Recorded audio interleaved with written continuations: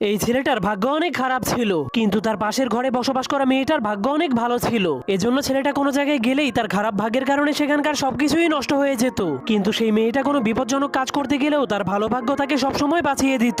কিন্তু একদিন ভুলবশত সেই ছেলেটা ওই মেয়েটার সাথে ধাক্কা খেয়ে যায়, যার কারণে সেই মেয়েটা তাকে সাহায্য করার চেষ্টা করে। কিন্তু ছেলেটা নিজের খারাপ ভাগ্যের ব্যাপারে অনেক ভালো করেই জানতো, এজন্য সে অনেক মন খারাপ করে সেখান থেকে চলে যেতে শুরু করে। কিন্তু তখনই হঠাৎ করে সেই ছেলেটা একটা আইসক্রিমের গাড়ির মধ্যে পড়ে যায়, যার কারণে সেই গাড়িটা ঢালু রাস্তার কারণে সেই মেয়েটাকেও ধাক্কা মেরে দেয়। এজন্য সেই আইসক্রিমের গাড়িটা তাদের দুজনকে নিয়ে ফুল স্পিডে মেন রোডের উপর দিয়ে চলতে শুরু করে দেয়। এরপর ছেলেটার খারাপ ভাগ্যের কারণে সামনে গাড়ির জ্যাম লেগে যায়, কিন্তু যখনই মেয়েটা সামনে যায় তখনই মেয়েটার ভালো ভাগ্যের কারণে সেখানে নতুন একটা রাস্তা তৈরি হয়ে যায়, যার ফলে আইসক্রিমের গাড়িটা সেই রাস্তার উপর দিয়ে জাম্প করে দেয়। কিন্তু তখনই তারা নিচে তাকিয়ে দেখতে পায় তারা সমুদ্রের মধ্যে পড়ে যাচ্ছে। তখন তারা বলতে শুরু করে, আমরা কেউই তো সাঁতার কাটতে জানি না। এজন্য ছেলেটা জীবন বাঁচানোর জন্য নিজের ছাতাটাকে খুলে দেয়, কিন্তু তার ভাগ্য অনেক খারাপ হওয়ার কারণে তার ছাতাটা উল্টে যায়। কিন্তু যখনই সেই